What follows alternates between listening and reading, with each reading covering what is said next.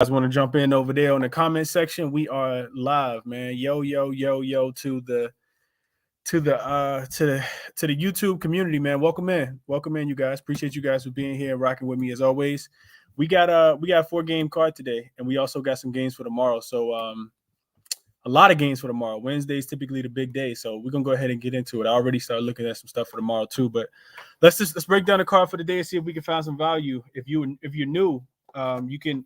All of these videos are being recorded over on YouTube, so feel free to jump over to the YouTube. Like, if you're watching on YouTube, hit the like button for me. Subscribe to the video so you don't miss them. Every single day I'm doing shows 5:15 Eastern time, and then again in the morning as well, 7 a.m. Eastern time. So if you're up in the morning on your way to work, in the gym, making breakfast for the kids, whatever the case might be, tap in with me as well, live on Twitter and YouTube in the morning too. So also, I think it was something else I wanted to mention. It'll probably come back to me. Neither here nor there. Let's get into it though. We got, like I said, we got a nice little 4-card slate today. Not a lot to like, I feel like, as far as sides. And a lot to discuss. So let's jump into it, man. Well, first of all, let's do the recap. Quick recap from yesterday. Yesterday, I came on the show. I did the morning show. I didn't give out anything official on the morning show. I came in to the Twitter space and gave out De'Aaron Fox over 25 and a half points, and De'Aaron Fox got hurt. So, of course, that didn't cash. Had 8 points in the first quarter. Looked like it was a promising night. And what makes it worse is that Davion Mitchell actually came in and dropped 23. So I talked about attacking Charlotte because they were the 26th worst defense against guards, and I really liked the matchup for De'Aaron Fox. But Davion Mitchell ended up doing all the scoring, and Kevin Huerter did as well. So if you want either one of those guys, congratulations to you. I feel like I threw my money in the trash yesterday because I was on Mr. De'Aaron Fox, who's already ruled out for the game tomorrow. We also talked about the trifecta spot for the Boston, the Milwaukee Bucks, and that also didn't cash. The first leg did, the first quarter did, -4.5 cash. The -8 for the half did not cash. It was a push, so you got your money back on that one. And then the full game, of course, didn't cash because I'll give the credit to Detroit. You kind of want to say the Bucks had a meltdown, and they did. But this Detroit team's gonna win us some money for sure, because I'm watching them and I'm watching the game like a hawk, and I'm like, man, this team will not go away. Typically, the trends show that these teams on back-to-backs, especially when they're coming from home to road, against the best team in the league that's covered every single time, they cover in that spot. And you typically see those teams that are traveling start to fade late, right? You give everything you have in the first half, and then your legs start to fade in the second half. But we didn't see that. We did not see that. And maybe it's because it's early in the season, but K seemed like red wine. He get better with time. Every single game, it seems like he's just, seeing what happened, picking his spots. Isaiah Stewart's out there playing really hard. So they didn't, long story short, they didn't cover the full game minus I think it was minus like 12 and a half, 13. It was a -13. It dropped to -12 and a half. They only won the game by 3, or won the game by 2, one or the other. So low scoring game. I think the under cashed as well. And then that was really all I was on. I played a couple plays live that I didn't tweet out yesterday, but that was pretty much it. So we lost about a unit yesterday because we lost a unit and a half. We lost 2 bets. We won 1 bet and got our money back on another bet. So overall, we're down about a unit and a half as of yesterday. So on Friday, I'm gonna start doing recaps and give you guys everything as far as unit, just a recap of like how things have gone for the week, and then an update on units, because I always talk about transparency. Updates on units for plays if you guys have just been telling me. And shout out to everybody who came through and dropped some plays yesterday, because we had a lot of winners that came through yesterday. So let's get into it for the day, though, man. Like I said, if you're rocking with me on YouTube, hit the like button for me over there. But let's go get into it. Who in the comments already? What's up, JR Sports? Appreciate you being here. Appreciate you, Brian. What up, Mitch? Tiffany, what's going on, Tiffany? Euphoria said Nets money line, his favorite play. Ooh, we about to talk about that one. What up, D'Angelo? De'Aaron Fox play was pain. Yes, big pain. Pistons so bad first quarter yet again. Easy play every single night until further notice. We're going to talk about that one too, OTG. I got another one that I was looking at earlier, and they're actually on the slate for tonight too. A team that we can fade in the first quarter. So We're gonna talk about them. Let's get into it though. Tiffany says she liking OKC today. Okay, let's talk about it. So first game up, let's go to Brooklyn. Brooklyn, we go hard. All right, let's go to Brooklyn. We have and I got a banner for it. We got the Bulls coming in. I saw it opened at 2 in favor of the Nets. Total was at 233. Now, we've seen a lot of fluctuation throughout the day. Of course, everyone knows about hopefully everybody knows about the Ime Udoka situation, about him being, him replacing Steve Nash as the coach who was fired by the team. And, I think that's created a lot of reactions amongst the gambling community, as well as the NBA kind of stirring up. Everything seems like it's happening so fast. Let me give you guys my notes for the game. So the Bulls come into this game, really difficult team to figure out, right? They're 3-4 overall, 3-3-1 ATS. They're the more rested team because Brooklyn did play last night against the Indiana Pacers. They start the season with losses to the Wizards and the Cavs. Then they beat the Boston Celtics and the Indiana Pacers. But then you lose to San Antonio and Philly. So, like I said, this Bulls team is just a really hard team to figure out. They're not a buy-on team right now for me anyway. And I think a big part of that is like chemistry, and Zach LaVine's been in and out of the rotation. So if you're betting on the Bulls, you're kind of just rolling the dice and hoping that they play well in this spot. But I can't bet the Nets. It's certain situations I just can't back, and most of those times it's the back-to-back, the 3rd and 4, and it's even worse. They can be backed in certain teams can be backed in that spot. I'm not looking to back teams or players in that spot most of the time. I'm looking to fade them, but there can be exceptions. The reason why it's hard for me to back Brooklyn in this spot is because they still just don't cover spreads. Like they're like allergic to covering spreads at home. Brooklyn comes into this game winners over Indiana last night, which puts them at 2-5 on the season. But only 1-6 ATS. They have covered one spread out of 7 throughout the season since the season has started. This will be the last game of a 4-game homestand for them before they travel to DC to play the Wizards on Friday. It's also a 3rd game in 4 nights in addition to the back-to-back. The 3rd and 4 is bad, but it's not as bad all the time when you have young guys like Cade Cunningham, like Sadiq Bey, like Isaiah Stewart. But the 3rd and 4, and it's not that bad when you're playing the games at home, right? You want to get into a routine and shooting on the same rim all the time over and over again, and not having to travel, getting to go home and stay in your own bed, not having to worry about flights and time zone changes and all those things. So that makes you kind of want to back Chicago in this spot. Like I said, I feel like I can't do that. But Brooklyn, I don't really like in this spot either for those reasons. Ben Simmons, we already know, is listed as out. I didn't see the update on Seth. Where's my other phone? Damn, I left my other phone upstairs. Anyway, I didn't see the update on Seth. I'll get that real quick. On the opposite side, Chicago had LaVine got rolled in, and I don't know what happened with Drummond. We need update on Drummond and also Ayo Dosunmu, because without him they won't have. So Jalen Suggs is available to play. We'll talk about that game here shortly. And maybe you guys got it for me. Let me see what the chat say. What up, YBB? Mitch said he is on. What's up, Tyler? Mitch said, Tiffany said Brooklyn ain't going hard. Knicks are though. Yeah, they are. They definitely are. Tiffany, I like that game, but the Nets in a good game. The Knicks are in a good game tomorrow. I was looking at already. Mitch said Bulls 3rd quarter is 6-1 on the season in the 3rd quarter. Bulls money line plus 116. Talk Sports with JT said Cat over 22.5. A kid with Coop said I'm going to be a DJ and play the Nets. going off the team's play more inspired after a coach gets fired. JT, I'm on Cat 2 and his rebounds. Nets at home. Get out of here. Bulls or nothing. Yeah, I think it's Bulls or nothing too. But I will tell you guys, I was looking at something, and YBB got a trend for us. Let me read this real quick. He says the Bulls are 3-29-1 in their last 33 home games as a favorite. Real stat, 15-7 straight up. So that'll be applicable for tomorrow, I think, YBB. which is why I was looking at Charlotte tomorrow too. So the Bulls will be on a back-to-back, and they play Charlotte. The spread's already come out at 6 points already. I was looking at taking Charlotte, and I got a strong trend for that one too, YBB. So I'm looking at that as well. I don't know. I just like the trend, kind of rooting for Brooklyn, to be honest. Okay. So a couple more things I wanted to share. So injury stuff aside, so the Nets, another reason why I couldn't back the Nets.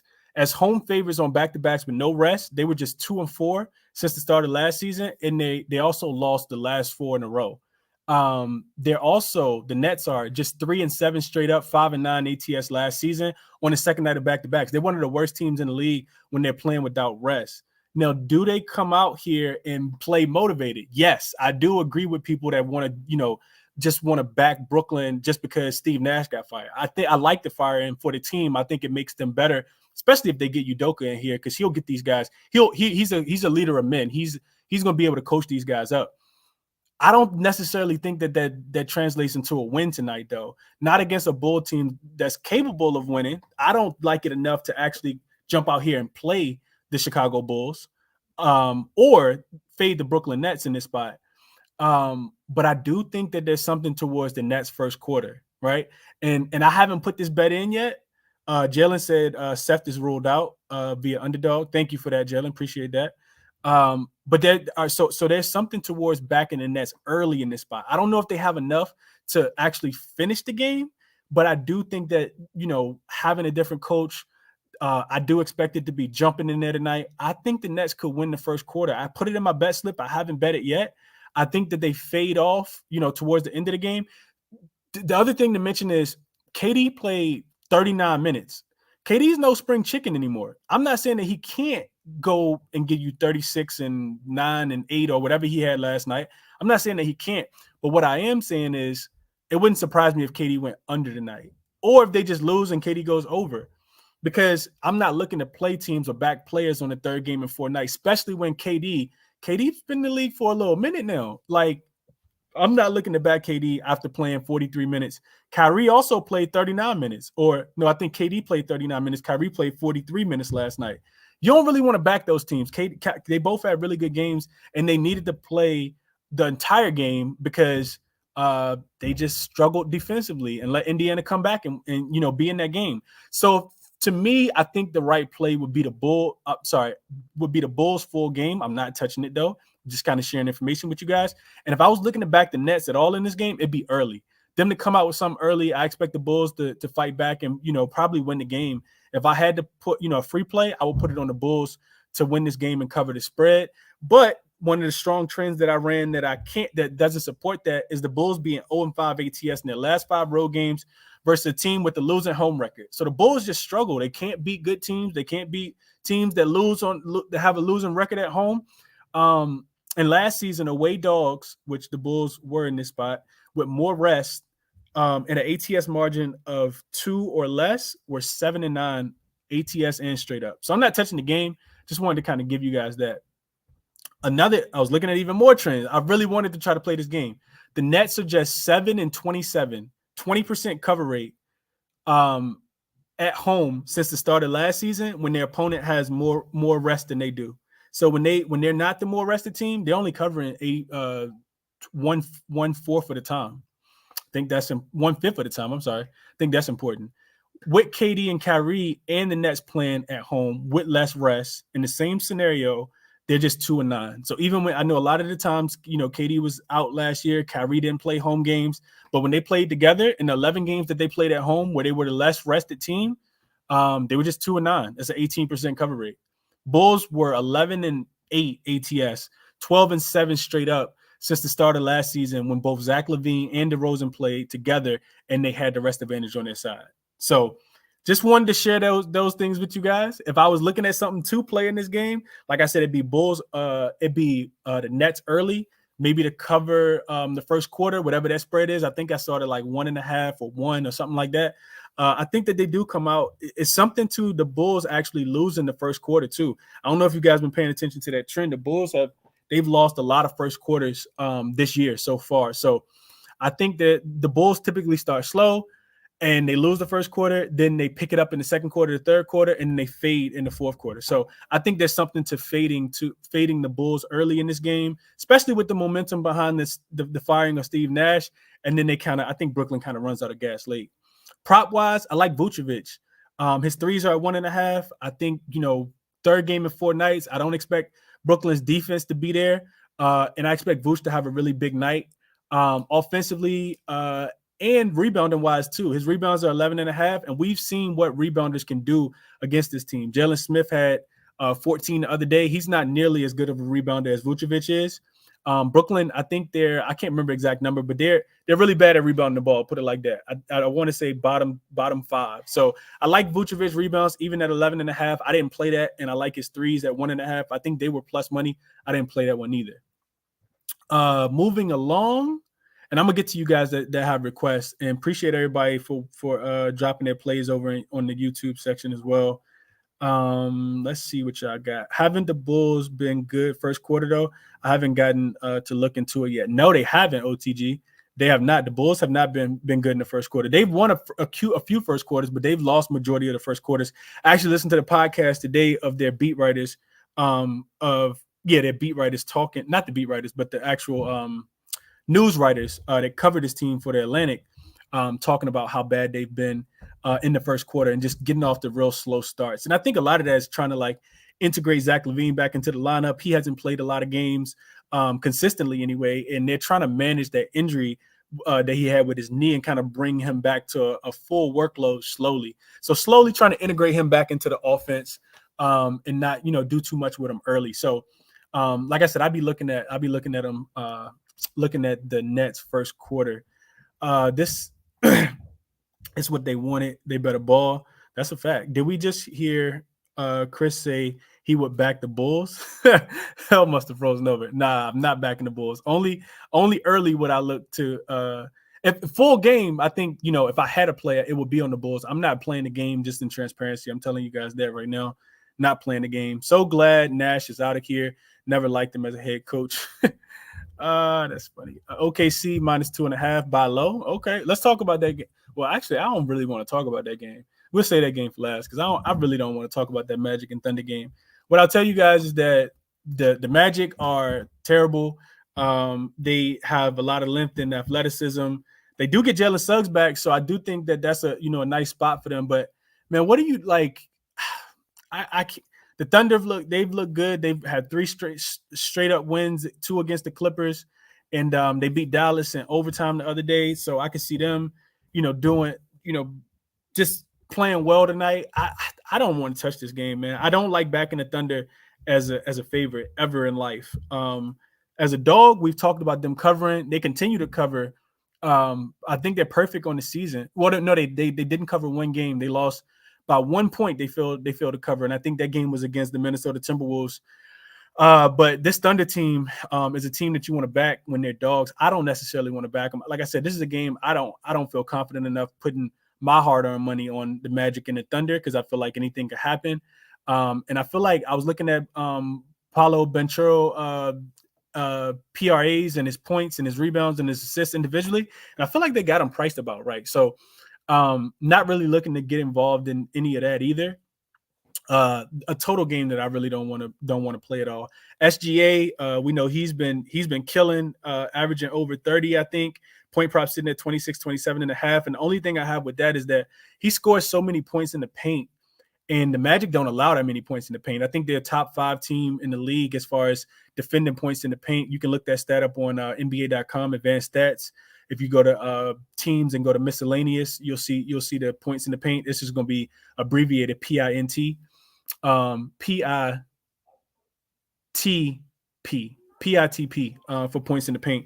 So not really looking to back SGA in this spot. Somebody DM me earlier and asked about Trey Mann. I think if the Thunder could get hot from outside, and I would look at guys that could actually shoot for the Thunder versus guys that try to drive and attack the paint. So if you're looking at player props, maybe you look at a guy like Trey Mann versus somebody like SGA that's not going to shoot that many shots. And I'm not saying that he can't score. I just think they're going to make it extremely difficult for him to score tonight. The Magic having those big bodies on their front line, and they the bench too.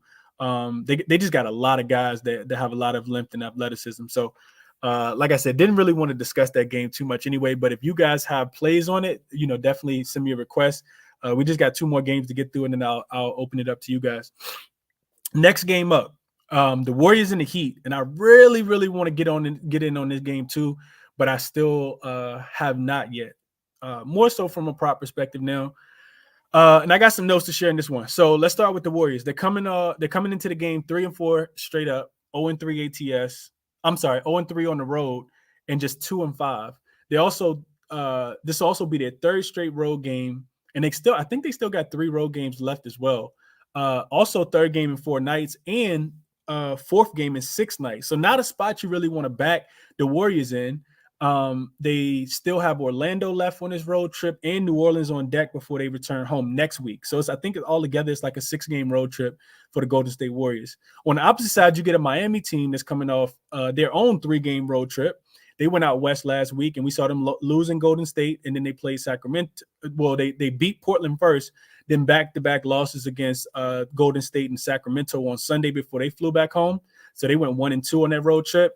And injury-wise, Clay, I think, is in. DiVincenzo is still he remains out, which forces Kerr to play Ty Jerome, who I'm a big fan of.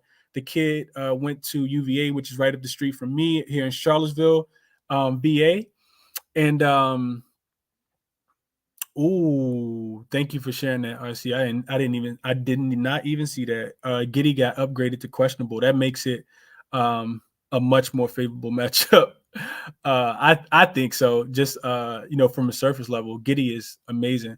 Typically, you want to fade those guys that have tremendous impact in their first game back, though. Fade the team anyway. But we can come back to that. RC, if you got anything on that game, you can definitely request that. We'll get there. I was talking about Ty Jerome, though. Ty Jerome is food on the defensive end. He can't really guard anybody. Then, of course, Yurt7 and Victor Oladipo still remain out as well. Some trends and stats that I was looking at. So one of the things I thought was interesting in this game is that you get 2 of the better teams in the NBA coming off 2-game losing, coming into the game with 2-game losing streaks. So the Heat, they were 12-6 straight up, 9-8-1 ATS last season in games where they lost to their previous opponent. So this is just revenge in a loss. They were 12-6 if you took out the playoffs last year, straight up 9-8-1 ATS last season when they were playing against a team that previously beat them in the same season. They won those games by average of 1 point, which also makes this game a difficult cap. Last season, the Heat were also 5-1 straight up, 4-2 ATS, with 5 of their 6 games going over when they were coming off a 3-game road trip. So I know typically you want to fade the team that's coming off the road trip that just got back home, but they've actually done well in this spot. Like I said, 5-1 and 5-1 straight up, 4-2 with 5 of their 6 games going over when they're coming off a 3-game road trip. Additionally, the league-wide trend of all the teams coming off a 3-game road trip where they were the more rested team at home, they actually finished 36-23, which was a 61% cover rate, 32-26-1 ATS, which is a 55% hit rate if you blindly took the team that was more rested coming off a 3-game road trip, being the more rested team. So just some trends I wanted to run for you guys. Additionally, I got a couple more. So the Heat, they were 9-4 straight up, 69% hit rate, 8-5 ATS, 62% hit rate, coming off 2 straight losses last season, while the Warriors were 7-6 straight up, 8-5 ATS, coming off 2 consecutive losses. So these are not 2 teams that you really want to fade in this spot. You don't want to fade the Warriors coming off 2 losses, and you don't want to fade the Heat coming off 2 losses.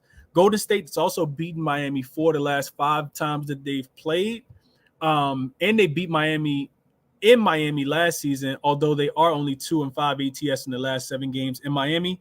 Miami's covered 2 of the last 5 spreads as well. So stat-wise, Golden State, they rank number 1 offensively, scoring 118 points per game, but their defense is ranked dead last. They're giving up 122. Miami's offense ranks 26, so they're struggling to score the ball offensively, and their field goal percentage is actually ranked 25th, and they're shooting only shooting 44.9% from the field. So a lot of moving parts. I don't feel confident playing one side or the other. I don't like the travel spot for Golden State, but I'm not really, thinking ready to put my money on Golden State going 0-3 either. I do think that the Heat team has taken a step back, but this seems like a winnable game for them. So no real, spot for me to feel like I want to back it all. And then I was looking at the total because I really wanted to get in on some action on this game. But like I said, I didn't.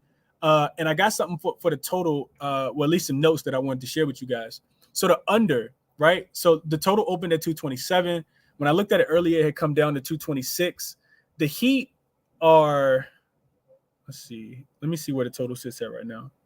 So it's down to 225.5. 225.5, 225 at some spots.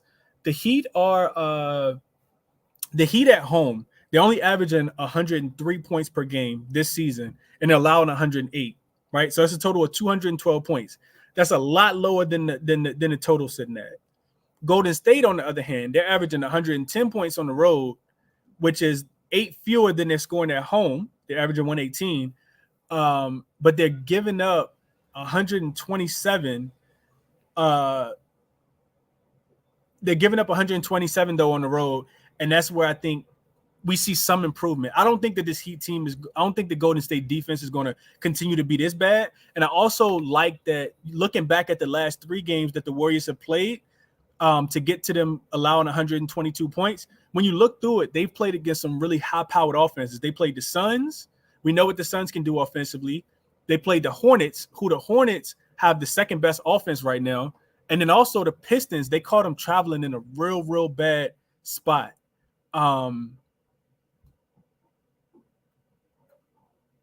Oh yeah, I like that, RC. Okay. So what I'm saying is the Warriors have played against some of the better offenses in the league.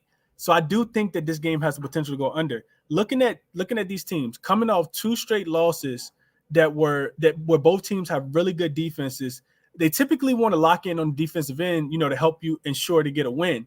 So if you look at the trends, the Heat coming off 2 straight losses last season, their games finished at 215 points in a 13-game sample size. Of course, that's 10 points less than what the total's sitting at right now. The Warriors, similarly, coming off 2 straight losses last year, had their games finished at 220 when they were coming off a loss, and that's also a 13-game sample size. I think that's why the money's kind of coming in towards the under. Both of these teams, I think the sharp money's coming in on the under because both of these teams have been going over so far this season. I think the Heat are 4-3-1 to the over, and Golden State, of course, is 5-1, I think, or 6-1 to the over as well. Just, giving up a bunch of points. I feel like Steve Kerr is going to ride that ship sooner or later, and it low-key made me want to get on the under. Because it's not 227 and I would want to take it as high as possible, I'm not looking to take it at all. But I did just want to kind of share notes on that. Let's see what you guys are on in the chat, and then I'm going to keep going. YBB said Miami Golden State are 8-1 to the over in head-to-head meetings in the last 9. Zach LaVine threes. Got to look for that. The Heat guards defensively are horrible with Hero and Lowry. That's a fact. They can't guard anybody. Do you like the over? No, I wasn't looking towards the overtime. I'm not going to play the total though. I just wanted to share those notes with you guys. FanDuel, same game parlay, plus 20 points for Kyrie, DeRozan, Bam, Steph, Booker, and Towns. Who will miss? I actually like that one. Kyrie, DeRozan, Bam, Steph. Yeah, I mean, Bam could finish with 19, but I like that though. I like that. What's the odds on that, JR? Shoot me the odds on that. I'm fading Golden State. I don't think that they get their first road win against Miami. I can see it. That's why I'm saying I'm not looking at it. Tiffany says she's looking at Bam props. I would be looking at Bam props too. This Golden State team they're gonna get it together sooner or later, but it won't be I don't know if it's gonna be tonight or not. So yeah, that's what I got on that game. RC said he coming from Sacramento. Golden State been on the East Coast. Sacramento at home too. Sacramento at home tonight.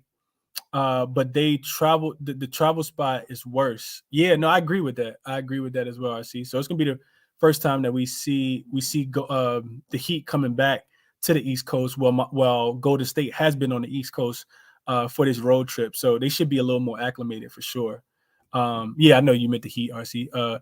The Heat being at home tonight. Travel spot probably is a little worse. So RC, tell me, you taking Golden State tonight? What you doing with it, man? Let me know. Let me know what you're doing with it, man. All right, so let's move on to the last game on the slate, and then I'll open it up to you guys. So the Timberwolves in this last game they were laying five. They were catching 5 points against the Suns, and the spread actually dropped all the way down to 3.5. Now I see it back up to 4. The total went from 230.5 down to 226.5. I see some 227.5 as well.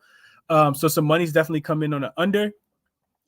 This is a tough game to cap. I think that us as bettors, we just want to get in, right? We want to make bets, and we don't always give things a chance to kind of be what they need to be, or develop and form the way that they need to. I think just looking back in retrospect, we saw that the Philadelphia 76ers looked terrible to start the season. They looked absolutely terrible to start the season, but and we talked about not backing them no more. They lost the game to the Pacers, and they lost to the Spurs, and just looked real bad. And then since then they've won 3 in a row. So I think that that's something to kind of take into consideration is, not to have a recency bias. And until you feel real comfortable, just stay on the sideline, watch the games, learn as much as you can, take notes, make mental notes, write stuff down. I think that stuff, is more important. And I'm saying all that to say that this Timberwolves team has been really, really hard to cap because they've looked really good in spots. I just watched them play against the Lakers on Saturday in Minnesota, and they didn't look like a bad team against the Lakers. They looked like a fairly decent team. But then you lose to the Spurs twice. Like it's just difficult. And I think that, the coaching staff over there is still trying to figure out things and integrate players, and, especially Rudy Gobert. Like, he's a big addition, right? You take a shooter off the floor when you take him off the floor, because they've always been able to kind of spread the floor. And now you have Rudy Gobert, who you can run a lot of pick and roll, but, it just presents more, clogging of the lane, so to say. So the Timberwolves come into this game off a loss against the Spurs after beating the Lakers on Saturday. The Suns come into this one hot. They're 5-1 straight up, 4-2 ATS on the season. They're also 4-0 straight up at home, and this will be their 4th straight home game. And we know we typically don't want to fade the teams that's been shot on their same rims over and over and over and over again. 4 straight home games for them. Last week they beat up on Houston. They beat New Orleans in a playoff revenge game, and they beat Golden State all at home and covered all the spreads too. So I don't really want to fade Phoenix, but at the same time they will be without DeAndre Ayton in this one. And I think while it didn't show against Houston, you don't really need Ayton against Houston because Houston doesn't have a big man that's going to dominate anyway. I think it could show up in this game, right? They will have. They have some veteran guys in Biyombo and I can't forget the other guy's name. But they have some other guys that can come out there and play the center position, but they're going to miss a guy like JaVale McGee tonight. I think that shows up. Phoenix ranks 3rd in defense, and their offense ranks, I think, first or second. They're top 3 in offense. They're also shooting 49% from the field, which ranks first. So I think looking at this game, it could be a buy-on spot for the T-Wolves, especially if you want to, get them plus the 4. I think this is a game that they could win outright, but I feel like I need to see it first. I'm not in the position where I want to fade the Suns, playing their 4th straight game at home. And they look good. I think more so what I'm looking at in this game, and I actually just had this thought like maybe 35 minutes before I started the show. I think I like Ant in this game. Anthony Edwards. I was looking at his points prop. I think it was like 22.5. Honestly, I think this is a game where Ant could go off. Him and Devin Booker could go head to head, back and forth all night long.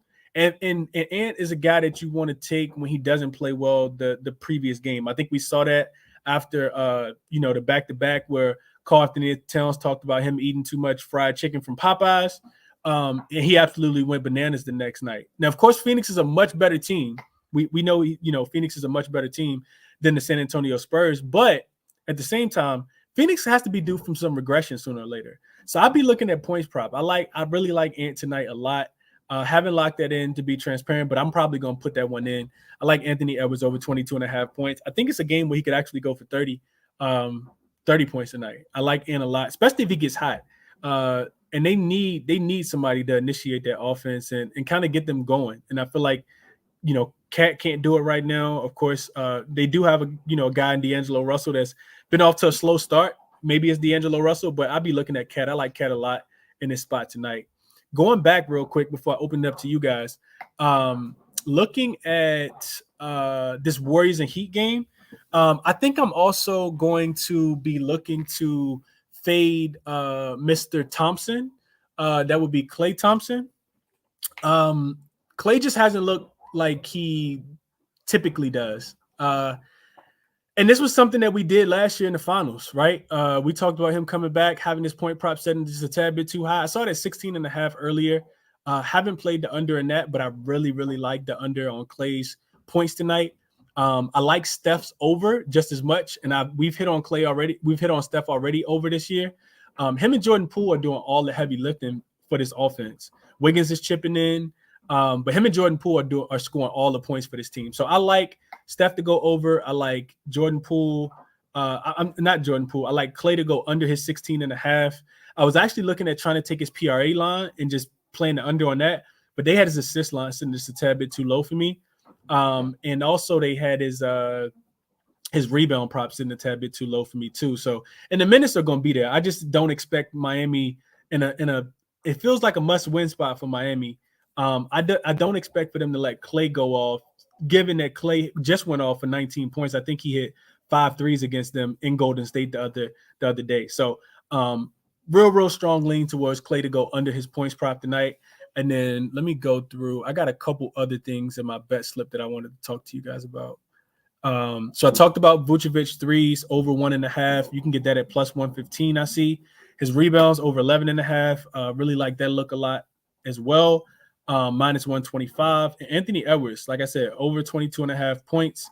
I really like that look as well. Everything else I have not played, but strong kind of lean towards Brooklyn first quarter to be able to cover that 1.5 with the news of Steve Nash being fired and Chicago just coming out to really slow starts. I think Brooklyn weighs down in this game, but they start off hot. Chicago doesn't have a lot of guys, I think, that can really stop anybody, specifically KD and Kyrie. So we'll see how motivated Brooklyn is now that they fired Steve Nash, but strong lean in that spot as well. And then I was also looking at Minnesota first quarter too. They're actually catching 1.5 in Phoenix. And I think, they keep this one competitive from the very, very beginning. They've also started the first quarters off pretty well this year. They didn't do so last game against San Antonio, but they have some really good first quarters. They're one of the best first quarter teams as far as points being scored. And defensively, I think they're going to pick up the tone just a tad bit. I watched the post-game interview with their head coach and with Karl Anthony Towns. And, they're still kind of going through it, which is why I haven't made that an official play. But I got a heavy lean towards Minnesota to be able to cover the first quarter plus the 1.5 in that spot as well. So those are my looks, my favorite looks for the day. People still dropping plays off on the YouTube section. Appreciate you guys in the comments. If y'all got plays that y'all like in the Twitter space, this is the time you guys can request up, and I'll kick it over to you guys, and we can kind of break the card down together. You guys tell me what you're looking at and what you like, and just send me a request, and I'll try to get to everyone. We still have about 20 to 25 minutes. So LJ, what's going on, my guy? Appreciate you being here, man. LJ be rocking with me early in the morning. What's up, LJ? How you doing, bro?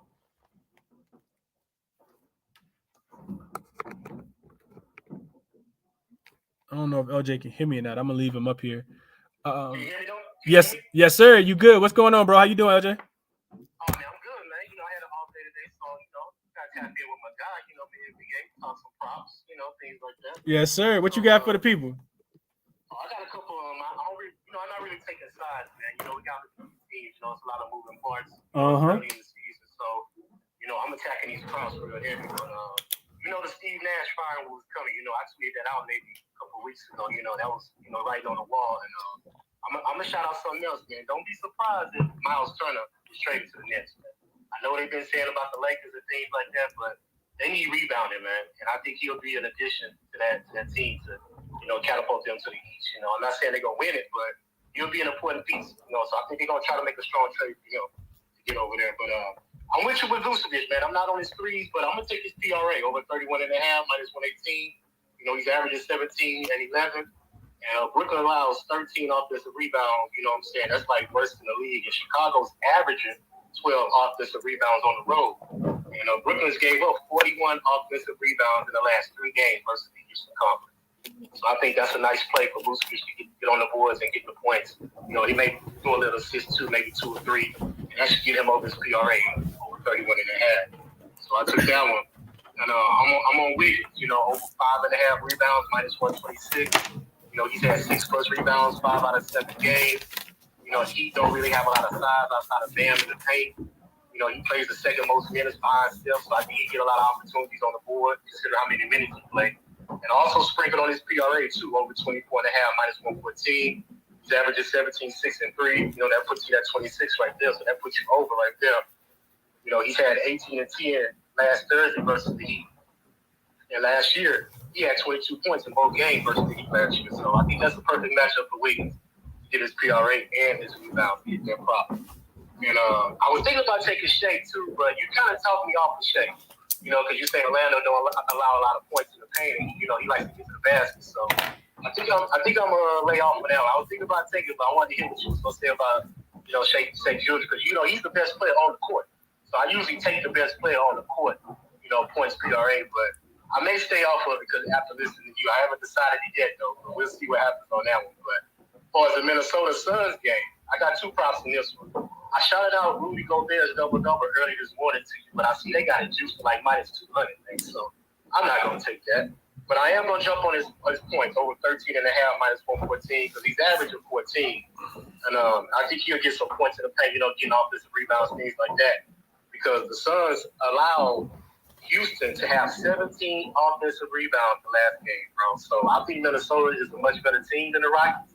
And I think they will get, the rebound opportunities and get easy baskets. So Rudy Gobert should get some easy opportunities to get the ball back up in the basket and get some easy buckets. So he should get that over 13.5 points. And I also took Chris Paul, man, over 10.5 assists, minus 102. He's had 11 plus 3 out of the last 5 games. And Minnesota allows the most assists in the league, 29. They gave to the Spurs. When they played the Spurs those 3 games last week, they let 4 players get 8 plus assists, man. So, and when they played Utah, Mike Conley had 11. So I don't see any reason why Chris Paul can't get 10.5 assists today. He would really have to be off his game to not get his average, because he's averaging 10.5. So he should get that 10.5 in my opinion. So I jumped on that one as well. And I also took Minnesota's team total over 112, because the Rockets scored 109 points on the Suns the last game. And like I just said, Minnesota's a better team than the Rockets. They got better athletes. Anthony Edwards, Carl Anthony, Gobert, a couple players that can put the ball in the basket. So I think they can go over that 112. But Phoenix has won 54 out of 55 games while holding their opponent under 110 points. The only team to do it was the Pelicans last week. But I think the Timberwolves will break this streak, and I think they can score 112 points. So those are my players right there for the night.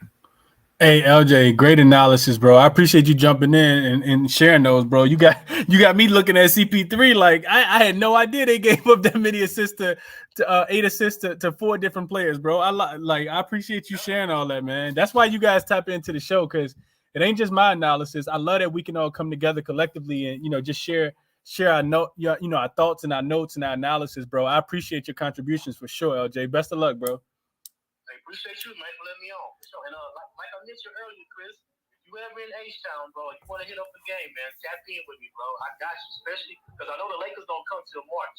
So that's a little bit of time. But if you ever here, what I said earlier, bro, tap in, bro. I got you. Sure. My guy, appreciate that, LJ. Appreciate that, bro. We got to talk about that too, because I lived in Houston for a little while. So yeah, we got to talk about that, bro. It's my past years, but yeah, we got to talk about that. Let me kick it to Great White real quick. Great White, what's going on? I got Bookie Bully up here too, and let me get Tunde up as well. But Great White, take it over, bro. What you on tonight? What you liking? What's going on, Chris? Can you hear me? Yes, sir. You good? All right, brother. All right. So, has anybody spoken about Jimmy Butler yet? Nobody. Talk about him. All right. So, I locked this in the morning. The line has gone the opposite way, but I'm not scared about it at all. I'm putting 2 units on Jimmy Butler over 23.5 points tonight. Right now, he's only averaging 21 0.3 points per game. But I've noticed that when he scores under this point prop, he's done it twice already this year. He scored 18 versus Boston. The next game, he scored 24. Then on the 27th, he scored 17 versus Portland. And the following game, he scored 27. I'm going to follow this up that we've seen Golden State, obviously, they've been paying very little attention to defense on the perimeter as well. We know that Jimmy, he attacks on the inside and the outside. This is his career best from three. He's also averaging at least 7 trips to the free throw line. So I think Jimmy's going to be scoring from inside and outside in the paint today. And I honestly think this is a solid play, given that Golden State in their last where I have it written here. Give me a second, my bad. That they've been Golden State, like you said, because I heard you say it earlier. They've been allowing 127 points per games in their last 3 road games. And Golden State, this is their 5th game in 8 nights, 3rd and 4th. You know how we check those boxes out. So I honestly think this is a solid play, given that I'm expecting Jimmy to have the ball in his hands a lot tonight. So I think he clears 23.5 points actually pretty easily tonight. That's the play that I'm on for 2 units. Ooh, okay, Great White. I like it, bro. I like the analysis too, man. And like I said, I'm not in the, you know, the like I low key don't really want to just want to watch this game because I don't want to fade Golden State. I don't want to fade their defense on the after 2 losses. But Great White, you make great points, bro. Like if there's anybody that's gonna be able to score, it's definitely gonna be Jimmy. Yeah, can you hear me, Bookie? Hey, Bookie, can you hear me? Great White, can you hear me? Can you guys hear me? Yeah, you're good. Okay. I was gonna add on a little bit more. Okay, cool. Yeah. I was just saying I like the look, Great White, for sure, bro. I think Jimmy goes over that point prop too. I love the analysis. I hadn't even thought about Jimmy today. Bookie, I'm gonna kick. Go ahead, Great White. No, I was gonna, he's like Jimmy's shooting. He's not a 3-point shooter, but I can't ignore the fact that he shot 43% from 3 so far. And Golden State, they're on a really bad road trip right now, and the fact that they've played so many games in a short amount of time, they got to have tired legs, and this is a revenge game angle also for the Heat. And you know, Jimmy's a dog, so I'm not going to bet against Jimmy tonight. Nah, I'm with you on that, Great White. I like to play a lot, bro. I hope you cash it. Let me kick it to you, Bookie. What's going on, man? How you doing today?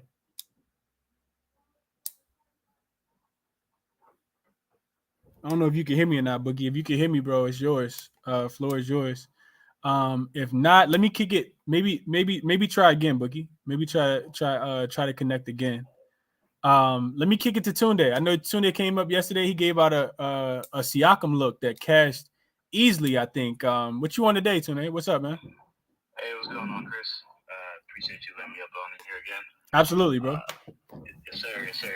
First and foremost, you know, it's a sad day in the A. I'm from Atlanta, and take off last night. He kind of passed, so I just want to send my condolences to him and the family and whatnot. But absolutely, bro. Yeah, I should have started the show off with that Tunde. I actually trying not to think about it too much, later on to the day. But I read it as soon as I finished the show this morning. Somebody sent it to me, and I was like, "Yo, that's crazy! Shooting dice 2:00 in the morning, actually in Houston." So, yeah. And I think I've been to the bowling alley that he got gunned down at too. So yeah, it's even crazier. So, but yeah, go ahead, bro. My fault. Crazy. No, that's all good, man. So definitely an ugly slate tonight. I'm really only on 2 plays officially. First play is kind of similar to LJ's point. I'm looking at Phoenix. I'm looking at Booker's assists over 5.5.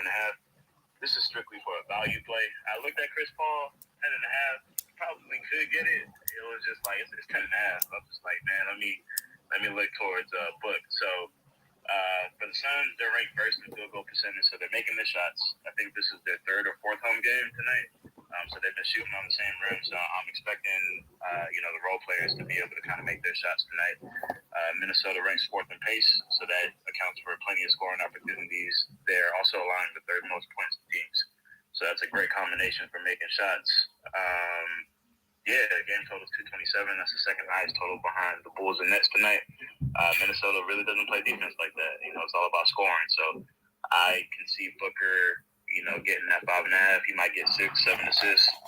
He'll probably clear his points, but I just wanted to take the assist for the value. And then looking towards Miami, I'm on Bam's 18.5 points. Let's see here.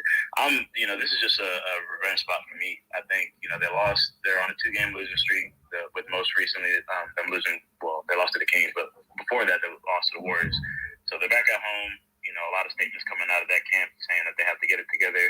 Offensively, I don't personally think the offense is the issue. I think it's the defense, but they seem to be chiming in on the offense. So I'm thinking Bam's going to be able to clear this point line. The Warriors are allowing the first most points to the center position, as well as the 6th most boards to the center position this year. Dating back all the way to October 30th. Forwards and centers have all cleared their points line against this Warriors team, and that's starting from Bogdan, Isaiah Stewart, Sadiq, Isaiah Livers, Gordon Hayward, Jalen McDaniels, even Bam. And Bam's already cleared his point lines against the same Warriors squad, not too long ago. So, and historically, Bam just plays well against this team. The Warriors are a smaller team, so if I had to lean anywhere, it'd be towards Bam and the points. Okay. I like it, bro. I like it a lot. I heard somebody else mention this earlier today as well. And I think that Bam understands that he needs to, have more of an impact on the offensive side of the ball, especially until they get guys back like Victor Oladipo. So I like the look, Tunde. I know you came in and gave us some winners yesterday. I think you're going to do the same thing again, bro. I appreciate your contributions and appreciate you being here.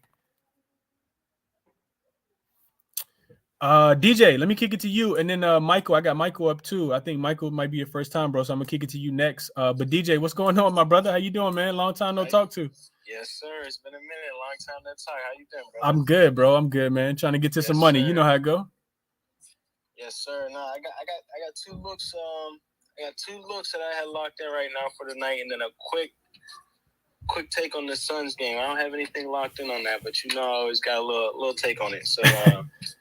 I'm going to the Warriors Heat game real quick. I love Steph Curry over rebounds tonight. It's over 5.5 at -120 on FanDuel. That's what I got it at. So let me pull my note up real quick. So he's gone over this in the 7 games this season already. He's gone over this 5 times and then hooked twice. But I can go over all those little stats. What he's headed with this year, and he's 4 or 5 against Miami on the road in his career hitting it. But what I seen the other day is when Miami was playing the Kings, or literally their last game. De'Aaron Fox, he had 12 rebounds, or 10. He had 10 or 11 rebounds or something like that, and they were all on the defensive end basically. And the Heat are never crashing the boards, or even if Bam is down low, he's really trying to get those offensive rebound chances. So Miami is the 5th worst offensive rebound team in the league, and they have the 2nd lowest offensive rebound chances on the offensive end. And I'm correlating this with Stephen Curry over rebounds because Steph Curry has the highest defensive rebound chances on the Warriors at 11.2 per game, and that's literally all of them, all his rebounds. He averages 6.7 rebounds per game, highest on the team. So it just looks like Kerr, hold on, I'm getting jumbled up real quick. So I'm just picturing Steph Curry watching Kyle Lowry a lot. Kyle Lowry's not going to be shooting the ball heavy. He's only going to be taking about 10, 11 shots throughout the night. And so just Curry's always just the ball's just falling in his hands, or he's always just he's not guarding the person who's shooting the ball heavy, like who's it going to be, Bam or Jimmy Butler. So that's why I like Curry over rebounds tonight, just simply because his chances, he's averaging 11 defensive rebound chances, and he don't rebound on offense. So that's one look right there for the Warriors and Heat game. And then the other look is actually Andrew Wiggins over 16.5. I got that at +100. There's not too much to this. It's just simply I saw that when he's playing against Jimmy Butler in the 12 games they played against each other in their career against each other, I think it was 12. Andrew Wiggins is averaging 19.8 points per game, in those 12 games playing against Jimmy Butler. And they used to play with each other back when they were with Minnesota. So I'm not saying it's like a rivalry or anything, but, used to ball in the gym together. I'm a little older. I got more championships on you. But that's just my look on Andrew Wiggins over 16.5 points right there. And then to the Suns game. I think this is a good spot for the Timberwolves to get a win tonight. I'm not taking the money line for plus 140 or plus 140, but I am looking at some player performance doubles. Like, since the Suns are down Ayton, Bismack Biyombo, I mean, he a little veteran. He what is this? He has a few years in with the Suns. He's going to have a little impact. But we got Jock Landale coming off the bench. I think he's going to be actually playing heavy tonight, and he's going to be more in the rotation. Being he's bigger than Bismack Biyombo. He's been pretty. I don't want to say too good off the bench, but he's been pretty decent off the bench. And I think he'll be getting more burn tonight just with the way they have his props up with the player performance levels. But anyways, I'm looking at taking Gobert 15 points in the Minnesota Timberwolves to win. It's at plus 370 on FanDuel or 380, somewhere around there. I haven't locked it in yet. So the first two plays I did lock in, but this second one is just in my best slip. Still looking at a few, but just attacking Phoenix since they don't have the bigs. Obviously, they can shoot, but if the shot's not falling, I believe the Timberwolves will obviously realize Cat and Gobert can eat down low. And yeah, I think that's where they'll have the advantage, be able to take the W tonight. So that's where I'm looking to take a player performance double in that Minnesota and Suns game. Okay. Sounds like we on Gobert 15 in the win. Okay. Hey, best of luck, DJ. Appreciate you being here, bro. Best of luck. I'm definitely gonna sprinkle on that one. Yeah, a little something. Yeah, a little something. I like it, bro. Best of luck to you, man. Yes, sir. Appreciate it, brother. Yes, sir. Michael, I want to come to you, and then Cal. I think it's Cal first time up too, and then HB. I'm gonna get to you. What's up, Michael? How you doing, bro? Appreciate you being here. What's up, man? I appreciate you for having me on. Absolutely. DJ kind of hit on it. What I was wondering about was the Jock Landale, with the size going against Gobert and Towns, if they try to go a little bit bigger here. Like I said, I'm on a few things. I'm telling y'all on a lot of things, but that's what I was wondering your opinions on Jock Landale. He ain't got the performance quite yet to back it up in the statistics, but at what point do you kind of just roll with it? More so, Michael, what I'm thinking of, and that's I was trying to mention his name earlier. I couldn't remember what his name was, but for me, Michael, it's more so like an opportunity thing. And of course, you want to back those players, that might need some confidence. You want to back them, in their home games versus their road games. So I do like him being able to get in there and play, a little more minutes tonight than he typically would, because they're without Aiden. So I think you could, if you wanted to put him in, I think this is the night that you do it, Michael. Like I said, I'm not playing it, but I do like the look on him. It's a buy low spot for sure too. So couldn't talk you off of it, bro. Okay, man. I appreciate it. Good deal. I appreciate what you do, man. Absolutely, bro. Appreciate you being here. Let me kick it to Cal, and then I'm gonna get to you, HB. What's up, Cal? Hey, Chris. Thanks for letting me come up here. Just a couple picks. I know you say you're not touching the Thunder, but they, like you said, they've only lost one game against the spread, so I'm going to keep riding it until the wheels fall off. Okay. And then the other thing is, I don't know if you paid attention, but Shea is really engaged defensively this year. Mark Daigneault, the coach, has talked about him and Trey Mann both needing to step up in that area, and they both obviously have. Take a look at Shea's steals over the last 5 games he played. First game, 3 steals. Second game, 1 steal. Third and fourth, 3 each. And last game against the Mavs, he got another 2. So if you can get the steals at some good odds, I got them at decent odds this morning. I would ride Shea steals, and I'm going to keep riding the Thunder against the spread. Okay. Hey, I couldn't talk you off of it. The only reason I'm not taking them tonight because I have missed the boat, and I keep coming on the show and talking about backing the Thunder. Then I don't actually do it, and all they do is keep cashing. So I couldn't talk you off of it. The only reason I'm not doing it tonight is because they're a favorite. But best of luck to you, bro, because I'm not betting on the opposite side. And Kyle, what did you get Shea Gilgeous steals at? Did you get it 1.5? I took two. I think it was -114 this morning. Okay. I like it, bro. I like it a lot. Best of luck to you, Cal. Appreciate you coming up, man. Yeah.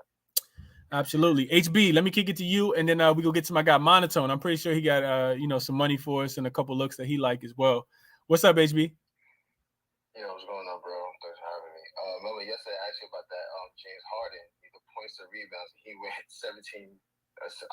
Points to assists. He went crazy, 17 assists. So that was a good one. Just like 4 plays I'm gonna give you with Kyrie. The last 5 games he went over with rebounds. 6-6. No, I'm bugging. 6-2. That was bad. Then 7, 9, and 8. So right now it's at 5.5. I quoted at plus 112. I think you're gonna go over with that. My next fave play is Trey Mann from the Thunder. 3 threes is plus 300. I feel like he could go over it. I mean, last night he had a bad. The last time he played was against Dallas. He went 0 for 4, but players like to come back off a bad night. So I think he's a little sprinkle on that. I think he might he could give me 3. Like, and his attempts, we got in last 1, 2, couple games, 4, 7, 8, 6. Like he will shoot it. So it's just all you have to do is hit 3, and we talk about plus 300. Or you could just go. The line is at 1.5 on FanDuel, 110. So if you want to do that, Chris Paul. I heard the other guy talk about Chris Paul, and I like his plays. So I checked Chris Paul without Ayton. In the last 6 games, he dropped 27, 21, 21, 20. Then the last 2, he did 10, 11. Against 2 bad games. So, and on FanDuel, Chris Paul, 20 points in the win is plus 1,000. So I think I deserve a little sprinkle. And anything can happen. Like Magic's beat the freaking thing. So I think I deserve a little sprinkle. I had another play too. Oh, Klay Thompson. I am for over with threes. It's at plus 124 every time he goes against Miami. Let me see if I can pull it up right now. Klay. Because Klay Thompson versus Miami with threes. 5, 4, 2. No. Hold on. Oh, here we go. Yeah. So wow. So the last 3 games versus Miami, he dropped 5, 3, 7, and 6. And when he dropped 7, it was at Miami. So the only thing I worry about that is because the first 2 was in 2019. Remember, he was hurt. And the last time he played was on 10/27. He dropped 5. So couple trends I was looking at with the Chris Paul, Trey Mann, and Kyrie. I think they all deserve a little sprinkle. But the Chris Paul 20 points without Ayton, I don't know, man. Like, just putting it out there. If y'all like it, do what y'all do, whatever. All right, bet. HB, I appreciate you being here, bro, and sharing the looks, man. All right, cool. Best of luck. Monotone, let me kick it to you, and then I'm gonna try to get you back up, Bookie. What's up, Monotone? Nothing much, man. Got a little bit of a later start today, but feeling pretty good. We went 1-1 in the first quarter. I gave out yesterday. I've got another first quarter same game parlay over on DraftKings today. I'm going with Devin Booker, 7 first quarter points, and I'm combining that with Rudy Gobert, 3 first quarter rebounds. When you look at Devin Booker, since the start of last year, he's been a top 3 first quarter scorer. The best part about that, he's going to really give you 11 to 12 first quarter minutes, which means he's actually going to play the full time. And he's really only behind Luka in terms of usage, right? Luka's putting up some pretty insane numbers. But, I mean, to see Booker constantly take 7, 8, 9, 10 field goal attempts just in the first quarter alone definitely gives a lot of confidence. And then Gobert's pretty simple. He's averaging 3.9 first quarter rebounds, and he's going against the Suns team that won't actually have a center today, right? Without DeAndre Ayton, he's going to have an incredibly easy rebounding matchup. I'm sure some people have talked about his full game overs, which I like today. So just kind of keeping it simple, relying on 2 guys with good matchups Devin Booker, 7 first quarter points, and Rudy Gobert, 3 first quarter rebounds. I also do have a straight today, too, just for any book for people that don't have DraftKings. I like Wendell Carter Jr., either over 9.5 rebounds or double-double, kind of depending on the juice you have. I think that's a pretty good matchup, right? OKC has been one of the worst teams against centers all season long. And Wendell Carter Jr. is just an underrated guy. He's logging 30-plus minutes in almost every game now. Mo Bamba's playing in a smaller role than last year, so he's kind of taken over the center position. So those are my 2 plays for today. Okay, I like him, Monotone. I like him a lot. I was actually looking at Wendell Carter Jr. too. Didn't get there just because Bobo been seems like been stealing some of his minutes, so I didn't get there on him. But I like the looks, Monotone. Devin Booker for 7 first quarter points, and Rudy Gobert to go over to get 3 rebounds in the first quarter, and I'm pretty sure you get really good odds on that. So I appreciate you sharing the looks, Monotone. Let's get some cash today, bro. Bookie, if you can hear me, the floor is yours, and then Bet with the Boys. I'm coming to you next, bro. What up, bro? I got a couple plays today, so I'm going to get right into it. Starting in Chicago and Brooklyn. Zach LaVine over 22.5 and a half unit on the 2.5 threes. LaVine is a pick and roll ball handler, 9 possessions a game, and his pick and roll frequency as the ball handler is 46.4. That's the 17th highest in the league right now. And he's averaging 10 points as the ball handler in the pick and roll, and that's actually 10th in the NBA. And he's also getting a free throw frequency of 17.9. That's 9th in the NBA. Now, pick and roll ball handlers against the Nets are averaging 19.6 points per game. That's the 6th most in the NBA, and 10 free throws, which is the 9th most in the NBA. Players with a pick and roll frequency of 30% or higher versus the Nets this season so far: John Morant, 38 points; CJ McCollum, 21 points; Halliburton, 28 points; and Luka, 41 points.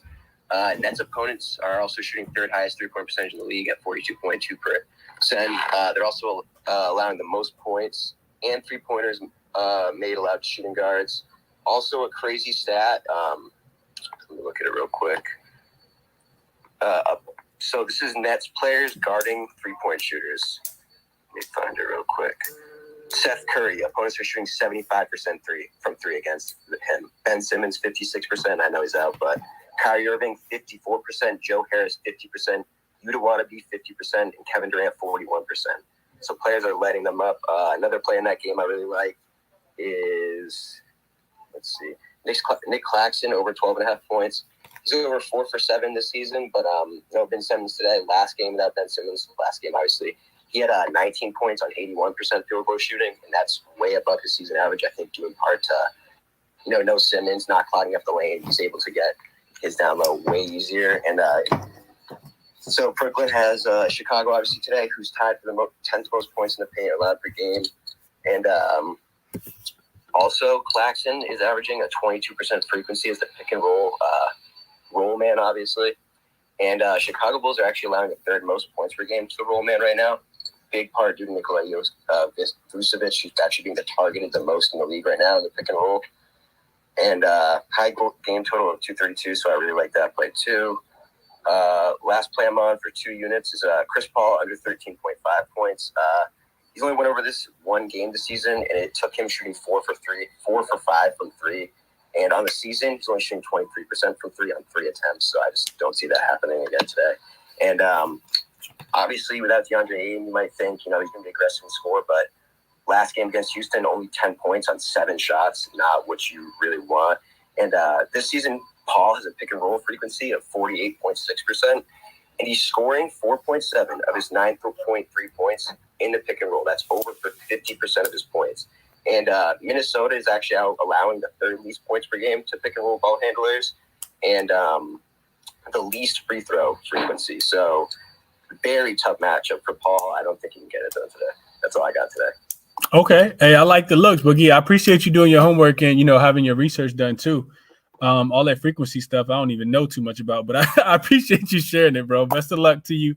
And thanks again for contributing. Bet with the books. Bet with the boys. I want to come to you. And then Zab Betts, I think it's your first time up. So I want to welcome you up as well. And then we're going to get ready to get out of here after I go over a recap of my plays. So Bet with the boys, I want to kick it to you, boy. What's going on, bro? What up, brother? How you doing? Good, brother. Hey, real quick before I get into it, good looks another day on that Jaylen Brown pick. I know you were sweating that though. Bruh, so like it was, you know what? I don't even want to talk about it, man.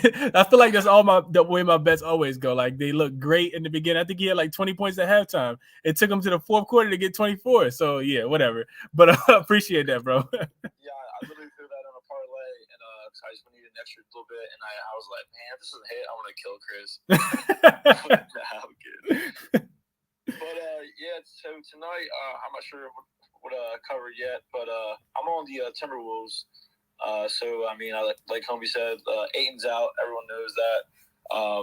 So for my two angles on this is from a narrative perspective. This is the biggest game the Timberwolves have played so far this season. I think they're going to treat this like a playoff game, especially with the full roster out, Gobert and such. But and then Suns side, they're coming off a 4-game win streak. They're back at home. I think they're without Ayton again. I think they're going to be a little, off kiltered with having the sender. Biyombo isn't really the guy that can go through an offense through. So I actually made this line a -120 Suns line before Ayton news. So without Ayton news, getting +4 I think is just too much here. Their Towns and Gobert should have the edge on the offensive glass, creating more shot opportunities, is more volume and chances for the Timberwolves tonight. So I think this is a great matchup with Timberwolves. Yeah, I agree. Bet with the boys. You actually got me looking at it a little closer now, because I was looking at Timberwolves first quarter. You can get them at plus 1.5, and they're just coming out. I know the Suns are a really good first quarter team. They're 5-1 in the first quarter, but they only average 28.7 points. They typically do it with their defense, and I just kind of feel like Anthony Edwards can get going. D'Angelo Russell can get going, and they can do it early and keep this game close early as well, and potentially be winning at the end of the first quarter. I know that's something that's hard to do in Phoenix, but Minnesota's a really good first quarter team. They average 32 points per game in the first quarter, which ranks second behind the Boston Celtics, who average 32.8. So I like the Timberwolves a lot in this spot. If I make it official, I'll tweet it out, but I low-key do want to put a little something on the Timberwolves. Maybe even if it's only a half unit on the Timberwolves to cover the first quarter, plus the 1.5 in that game. So yeah, I like the look. And I hope you cash it, bro. I'm not on the opposite side, and I'm not looking to back the Suns in this spot either. I would only be looking towards backing the Timberwolves, whether it was full game or, early in this game. So appreciate the looks, my brother, and I hope you cash it. Yeah, brother, thank you. And, just to add something to that real quick, the Suns are already pretty bad on defensive rebounds. So, like I said, when you get Gobert and Towns down there, it's opportunity and volume to go a long way. So, I think that this could be easily – I hate being like a feeling narrative guy because I go everything off numbers, but this just seems like a Suns kind of throwaway game. So – and that's just my opinion there. Yeah, no, I agree. And it feels like a bet on spot for the Timberwolves, especially losing to the Spurs. Like it's hard to get up against those unmotivated find yourself unmotivated in those spots playing against the San Antonio Spurs. I mean, they played the Spurs 3 times already in 7 games, right? Like who wants to see the Spurs 3 times in 7 games? How do you get motivated to play against the Spurs? So I'm with you. Bet with the boys. Best of luck tonight, bro. Thank you, brother. Absolutely. Za Betts, I want to kick it to you, and then we're going to get ready to wrap this thing up, man. Za, appreciate you being here. What you got going on tonight? Yo, what's good, Chris? Happy to be back on the show, man. Things are going great, man. Congrats. Absolutely. What's going on with you? How you doing? I'm doing good, man. Well, I'm at work, though, so I'm going to keep it quick. So I'm gonna go with the Thunder money line as my best bet of the night. This Magic team, they're really banged up. Shout out Paulo. He's carrying them as a rookie, but it's kind of tough. I feel like it's going to be tough for them to get wins this year. But, yeah, that's just my max play of the day. Thank you. Absolutely, man. Best of luck to you.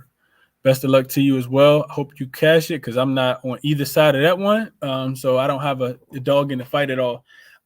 Wrapping up real quick. What I wanted to, I hope you guys found the information shared helpful. I think LJ had a lot of great points. I wrote down a couple of his looks. He's on Vucevic PRAs, which I might just end up telling that play because I talked about his threes and I talked about his over rebounds at 11.5. So if you want to take the PRA line, I think there's something into, and I know a lot of people don't handicap it this way, but I think there's something into taking a player's PRAs when they are playing against a team that's on a bad rest spot, right? So we talked about the Brooklyn Nets being on a back-to-back. We also talked about the Brooklyn Nets playing 3 games in 4 nights. I think 4 games in 6 nights as well. And I'm not, it doesn't matter if they're at home or away. Like I said, Kevin Durant and KD are no longer spring chickens. Kevin Durant and KD are not spring chickens. So I do expect, these guys to kind of fall off towards the end of the game. I keep getting phone calls. I'm sorry about that. But I do think that, KD and Kyrie continue to kind of fall off in this spot, probably later towards the end of the game. So I think Vucevic, because of that, has a good game. DeRozan or Zach LaVine, I think, also have a really good game. So not really sure which one of those guys I like. I think it could be either one of them. Also, and I'm glad you mentioned it again, Tiffany, I put it up top, but Giddey just got ruled questionable. So he might play in this game, which changes the whole dynamic of that game, which is already a throwaway spot for me. I wasn't going to play anything in that game anyway. So that's that. But officially, I am on. I haven't put it in yet, but I'm about to as soon as the show ends. I'm going to be on Anthony Edwards points tonight, over 22.5. Like I said, I think it could be a shootout between him and Devin Booker. I like the spot for him a lot. He's also shooting like 20 times a game over the last, 3 or 4 games. I think he gets up for a spot like this as well, and takes on the challenge. And I don't think I don't think Bridges can guard him. So I like Ant to go over his 22.5 points tonight. And then what else did I tell you guys I had in my best slip? Vucevic threes was another strong look I was looking at, over 1.5. Another one where he got hot last game. I think he shot 5 for 7. So you just need him to hit 2 is plus money. And he's shooting like 4 or 5 a game, and you get a Brooklyn team on 3rd game in 4 nights. So the tired legs theory is in play, and they probably not going to play as much defense. Similarly, like I said, his rebounds over 11.5. He's averaging 11. Let me see. He's averaging 11.9. So he's already averaging 12. And I expect, the pace to be up tonight. And they're also without Drummond, who's their second best rebounder. So it may mean a couple extra minutes for him. The Bulls are on the front end of a back-to-back. They play tomorrow at home. And I forgot who they play against, but they play tomorrow at home against Washington or Philly or somebody. They play tomorrow though. So really looking hard at that as well. I also like Steph points to go over tonight, and I like Klay Thompson to go under. So those are my, main looks. The ones I'm gonna go official with Anthony Edwards over 22.5 points. I'm also going to go just a half unit. I think Brooklyn has something to prove early in this game. I'm gonna make that official too. Brooklyn first quarter